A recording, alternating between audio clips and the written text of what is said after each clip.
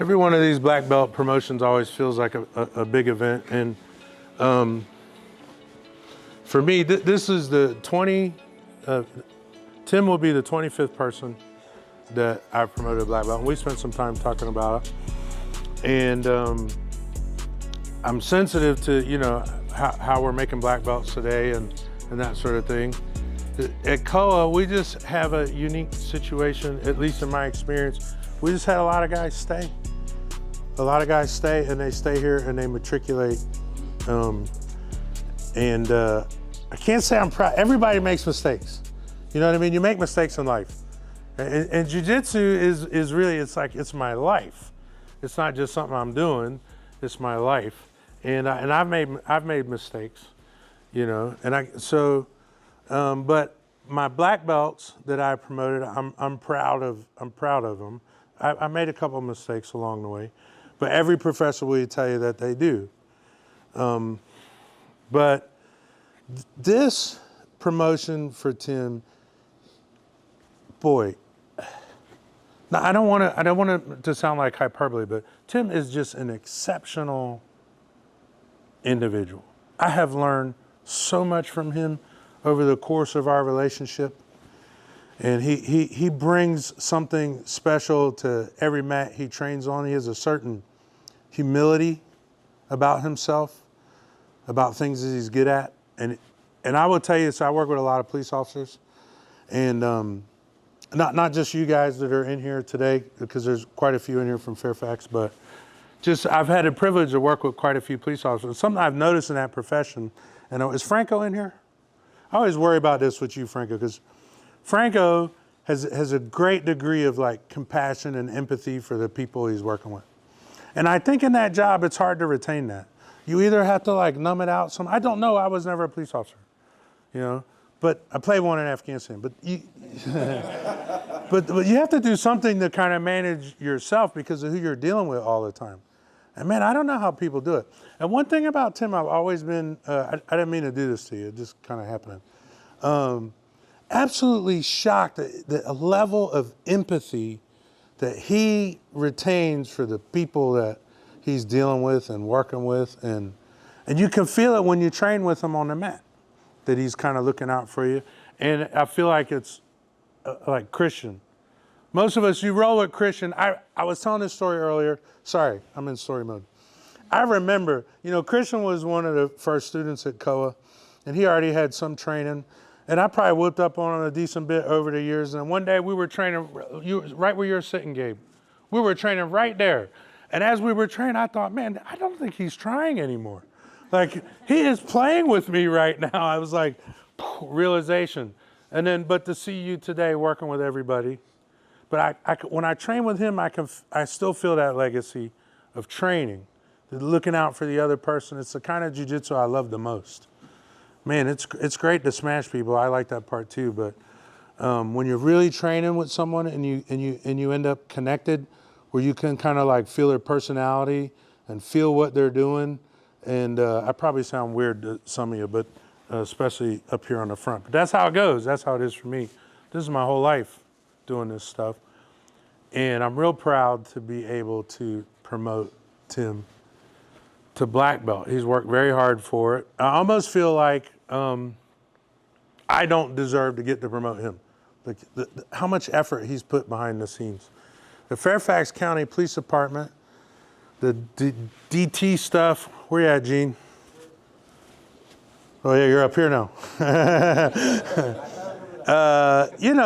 Gene's running the DT program over there, and Reed was in there with them, but that whole program is jiu-jitsu based, which I say is leadership based DT in my mind, as opposed to force based. But it was Eric and Tim that did that. Eric and Tim, they said, we're gonna go to this course because we know it's better. And they were in a position to do it. So they went to the Gracie course. And then they went back to the department and said, we just want to teach the course. Because if you know anything about bureaucracy, the same in the Marine Corps, same in law enforcement, when you try to introduce this stuff, we're like, look, we know this is not the most important thing. Not really, we think it is, but we won't say that to you. We want to introduce this in the organization. You'll often get pushback for various reasons. You'll get pushback, and that happened. But They did it at a grassroots level, and now everybody's safer. Whole county, every officer, everybody there, everybody's safer because of that effort, because of what you guys started and did. Anyway, I could go on and on and on, and sometimes I do, sometimes I don't, but you guys are here for this, so I better do it. Come on up here, Mr. Tim.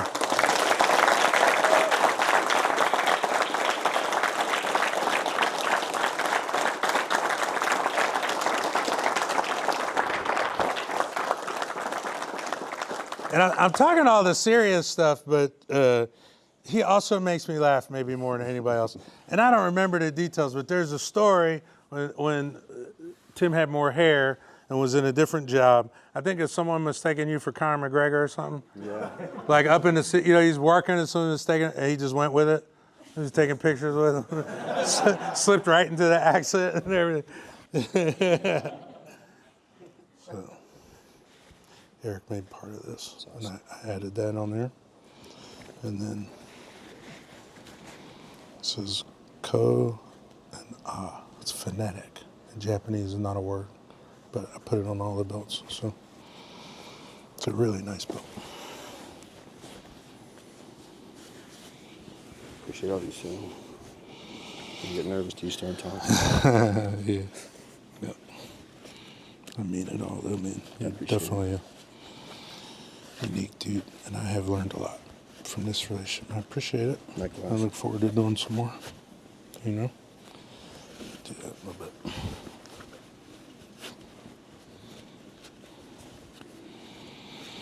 Oh, you know what? Christian, come here, man. Come on up here. I'm gonna have Christian help me. Is that cool for you? Please. Tim was with Christian. He came around. I'm gonna have you do that last part of the knot. All right. He had to jump ship and kind of come from over there to here. So we will share the honor. Nice, man. It wasn't personal. I just learned all I could learn up there. All right. Why don't you go through the line and then thanks, Christian. You guys relax. Oh, you could. You guys can say, oh, he's coming. Sorry, I forgot. Got to stand up. I'm going to hand it off. Yeah.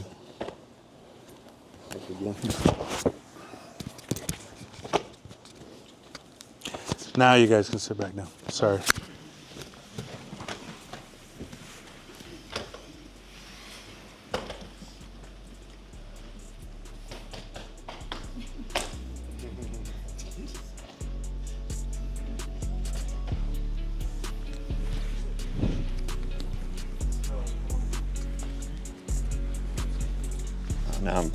Now pressure comes on.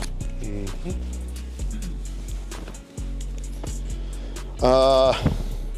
Not a huge fan of I love talking, but I'm not a huge fan of speaking in public. Gene thinks I'm gonna cry, he's insane. I'll just open it up with this. Quick housekeeping, Reed's not training today, he's injured. If you're trying to train and he catches you in a conversation and you wanna walk away, just walk away, all right, it's fine. It's completely fine. I thought about what I would say, and I'll keep it super brief. Probably the worst day I had to work professionally. There was 3 people that popped in mind. My wife, my son obviously, Eric Campbell, who's somewhere here in the back, there he is. And then and Kelly. Kelly was the third person I called, I think. Called my wife, called Eric, and then I called Kelly. And while we were on the phone, he sent me this page. I think it was from a Ryan Holiday book. And he was read this. And it said, to receive slights and praise in the exact same way. And I think it was about a general or something who had been promoted and then demoted and all this kind of stuff. So the way I handled that situation at the end was to send an email to the people that I felt had slighted me, told them thank you for the opportunity, and I would tell you all the same exact thing, right? So I feel like this is belongs to everybody, right? People I don't know in this room, everybody who steps on the mats, I feel like this thing belongs to all of you, so I really appreciate it. Thank you. That's it.